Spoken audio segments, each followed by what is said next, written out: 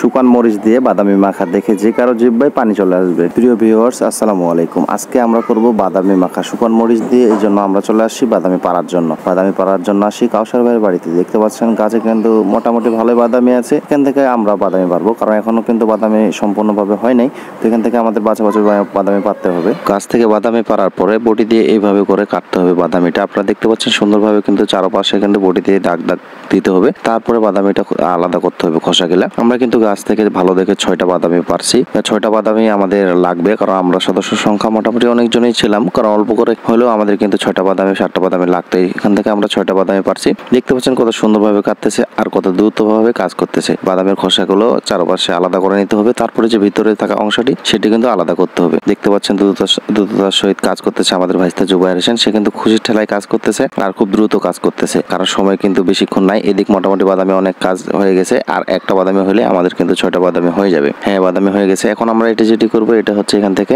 ছিলে আমাদের যে বাটিতে দিতে হবে। এই যে বাদামিটা এখন ফাটানোর জন্য একজন হাতে নিছে। এই কিন্তু বাদামি ফাটাইতে ভালো নাকি সে বলতেছে। এই যে বাদামিটা ফাটা গেছে। এখন এই বাদামিটা কয়েকজন মিলে আমাদের তাড়াতাড়ি কাজ শেষ করতে হবে, কারণ আগে যে 5টা বাদামি ছিল সেই 5টা বাদামি কিন্তু আমাদের কমপ্লিট। এটা দিয়ে আমাদের 6টা বাদামি হয়ে যাবে। দেখতে পাচ্ছেন সবাই কিন্তু কাজে ব্যস্ত, কারণ দ্রুততার সহিত কাজ করতেছে। এদিক কেউ একজন গেছে মরিচ ভাজার জন্য, লবণ নিয়ে আসার জন্য, তেল নিয়ে আসার জন্য, কারণ আমাদের কিন্তু খাওয়া দাওয়া কিছুক্ষণের মধ্যে শুরু হয়ে যাবে।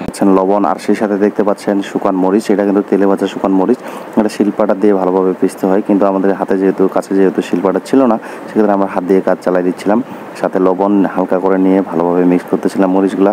কি একটা আলাদা সেন্ট আসতেছিল, কারণ তেল দিয়ে ভাজা মচমচে শুকান মরিচ যখন সামনে থাকে নাকে তো আলাদা এক ধরনের ঝাঁঝা আসবে। দেখতে পাচ্ছেন আমাদের কিন্তু বাদামের কাজ মোটা শেষ হয়ে গেছে। এখন আমরা এখানে লবণ মরিচ ভালোভাবে মিক্স করব, সেই সাথে স্পেশাল খাঁটি সরিষার তেল দিব। এখানে অনেক বাদামি আছে, কেউ বলতেছে মরিচ হালকা দেবে, কেউ বলতেছে মরিচ বেশি দেবে, কিন্তু তার আগে দেখতে পাচ্ছেন যে বাদামের ভিতরে কিছু বিচি ছিল, সেই বিচিগুলো বাদামের আমরা আলাদা করতেছি।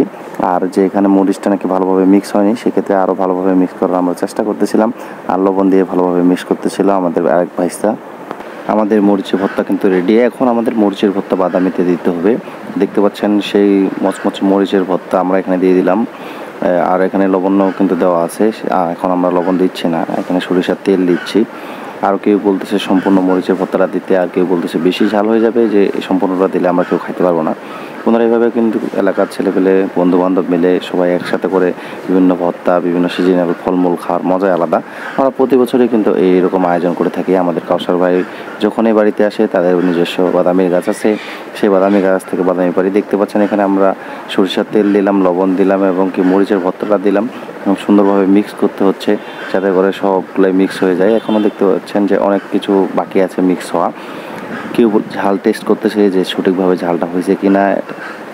দুজন মিলে এখন শুরু করছে, আমাদের কাউসার ভাই হেল্প করতেছে, কারণ ঝাল টেস্ট করতেছে। এই সাথে কেউ বলতেছে সম্পূর্ণটা দিতে। আমি বললাম যে সম্পূর্ণটা দিয়ে দাও, কারণ ঝাল একটু বেশি হইলে যে কোনো ভর্তা খাইতে মজা করে। অবশেষে আমরা যেটি করি, যে টেস্ট করি যে ঝাল একটু কমের জন্য, সর্বশেষ আমরা যেটি করি যে সম্পূর্ণ মরিচের ভর্তাটা দিয়ে দিই, আর অল্প লবণ দিয়ে দিই, আর অল্প তেল দিয়ে ভালোভাবে মিক্স করতে থাকি। আমাদের কাউসার ভাই সরিষার তেল দিয়ে বাদামি মাখে, খুব সুন্দর লাগে। আমাদের বাদামি মাখা শেষের দিক, আমাদের এটা মিক্স হলে কিন্তু আমাদের বাদামি মাখা শেষ, তারপরে খাওয়া দাওয়া শুরু হয়ে যাবে। আমি বাদামি মাখা কিন্তু খুবই পছন্দ করি। দেখতে পাচ্ছেন আমাদের কিন্তু সুন্দর একটা কালার চলে আসছে। শুকান মরিচ ছিল, শেষের সাথে সরিষার তেল ছিল অনেকটা, লবণ দিয়ে মিক্স করা হয়েছে। অবশেষে আমাদের কাজ শেষের দিক, এখন আমরা খাওয়াইতে শুরু করব। বন্ধুরা, কথার মাঝে কোনো কিছু ভুল হলে অবশ্যই ক্ষমা দৃষ্টিতে দেখবেন। এখন আমাদের খাওয়া দাওয়া চলতেছে, আপনারা দেখতে পাচ্ছেন অনেক স্বাদ হয়েছে। কেউ বলছে ঝাল কম, কেউ বলতেছে ঝাল বেশি, এবং শেষমেশ এক জায়গায় বাদামি পড়ে গেছে, সে রাস্তা থেকে বাদামি উঠাই খাচ্ছে, এত পরিমাণ স্বাদ হয়েছে। ভিডিওটি ভালো লাগলে অবশ্যই চ্যানেলটি সাবস্ক্রাইব করে পেজটিতে একটি ফলো দিবেন। ধন্যবাদ।